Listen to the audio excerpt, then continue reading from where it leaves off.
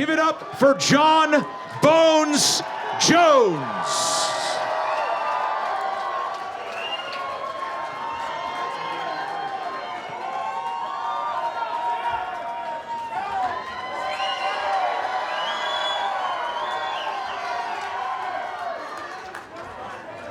I understand you're not working out, Jon, but how are you feeling a couple of days ahead of your fight, man? Man, I'm feeling real good. How you feel tonight? Feeling great. Oh, that's awesome. We're going to open it up to the media for questions. So I'll give you the mic and let them tee off. All right, guys. Yeah, Jon, a lot is being made of Thiago's power, of course. I mean, is his power the main concern that you've got to deal with, or are there other things that he does that you've got to look out for as well? Hey, before I start answering questions, I want to just really quickly say thank you guys all for being here. I made it to the fight again. Hey guys, let me start by just giving acknowledgement to the guys who make it very possible for me to be in my position. There is no I in Team Jones. So I honor and respect these guys so much, and I just would love it if you guys give these guys a round of applause. I'm gonna just real briefly, this is Coach Brandon Gibson, my kickboxing coach. Roberto Alencar, my jiu-jitsu coach. My kickboxing coach, Frank. Boxing coach, Aaron. Wrestling coach, Izzy Style. Coach Barata from Gracie Baja as well. Shout out to these guys. Love you guys so much. All right, so what was that question? Just about Thiago's power. I mean, that's what everybody's talking about. I mean, is that the biggest concern or the only concern, or are there other things that he does that you have to worry about? You know, I'm not too concerned with his power. I believe that, John Morgan, I believe you could knock me out if I put my hands behind my back and let you punch me in the face, right? I think every man and woman in this audience is strong enough to knock me out if I let them punch me square in the chin. Every UFC fighter I've ever fought has the power to knock me out. It's about being, skilled enough to land the punch. And thus far, no one's been skilled enough to land that punch, and I don't believe anything's going to change on Saturday night.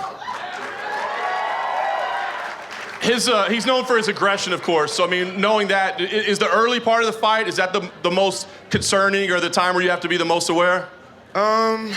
Yeah, I think so. I hear that he's gained a lot of muscle to prepare for this fight. And I remember when I gained a lot of muscle to fight against Oven St. Preux.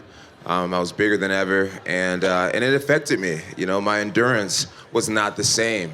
And one thing I learned about this is that, UFC, MMA is an endurance sport, especially when you're fighting for world championships. It's a 25-minute endurance sport. So I believe in the first 2 rounds, maybe his muscles will work to his advantage. Anything after that, he's carrying extra weight, and I think it will ultimately work against him.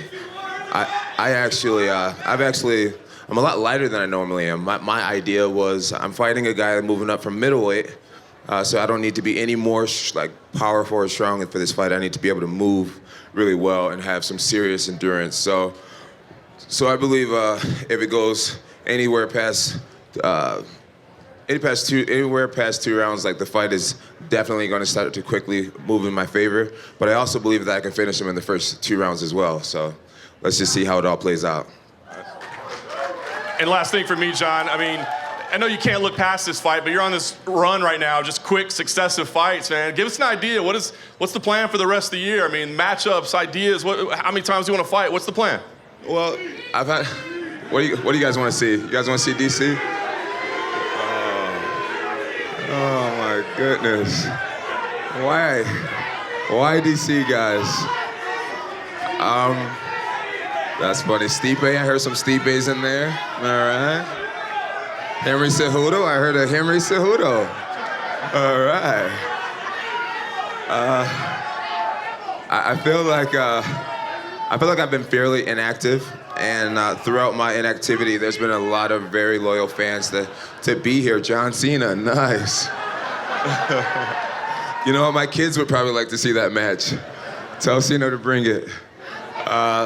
I feel like I've been fairly inactive, and I've been fighting a lot just to make it up to all the fans that stuck with me throughout, all my controversial moments. So this is my way of saying thank you to the UFC for just always supporting me, and thank you to all you fans for always supporting me. And yeah, my job is just to fight as much as my body will hold up. So I plan on winning this fight on Saturday. I plan on winning a fight in December and fighting another 3 times in 2020. So yeah, I'm gonna be a busy man. Hey, Jon. Sir. I know he likes to come out blasting, and you said that, you know, if it goes past maybe 2 rounds or so, that it would probably go to your favor. Is that the plan, to try to keep it going as long as possible? No, you know, my plan is gonna be to win the fight. You know, no matter how fast he comes out, my plan is gonna be to win the fight. You know, if you look at my second DC fight, you know, DC knocked my mouthpiece out in the first minute of the second fight, right? DC's strategy was to come at me and just make the fight a dogfight right away, and that didn't work. That didn't work because it just forced me to fight at a faster pace. You know, I'm not afraid of someone that's gonna run at me. If anything, you're gonna run into a knee or an elbow or a takedown, right? So, so if he wants to come out and blow his wad in the first 2 rounds, that's even better for us. And as far as taking challenges like that, do you? And I talked to you about this earlier. Don't you feel like you're evolving? I mean, it seems like every fight you have is something different. Yeah, I do feel like I'm still learning as a martial artist. I joined Jackson's Wink Academy just about 10 years ago now, and I really finally feel like I'm a black belt student of theirs. Everything that I've learned from these guys, it's really starting to come together, and right now you guys are seeing my absolute best self. And it's exciting. It's exciting because I have a lot of fresh blood, a lot of new challenges to show what this team is all about against. And speaking of Jackson Wink, huge card for the team. Say it again? A huge card for the team because you guys have so much on the line here. You're saying a huge star for the team? Huge card for Jackson. Oh, yes. This is a huge card for not only Jackson Wink, but all of Albuquerque, New Mexico. So, yeah. All right. We got one fan back there. All right. I see it. Okay, there's a few more. Anybody from the 505 out here? All right. Shout out to all my Albuquerque people. Love you guys. Hey, all right. Fair enough. All right. Hey, guys. God bless you all. I love you all. And enjoy Vegas. Take it easy. Save all the hangover for Sunday morning. All right. Take care, guys. All love. Love you guys. Good luck, all right?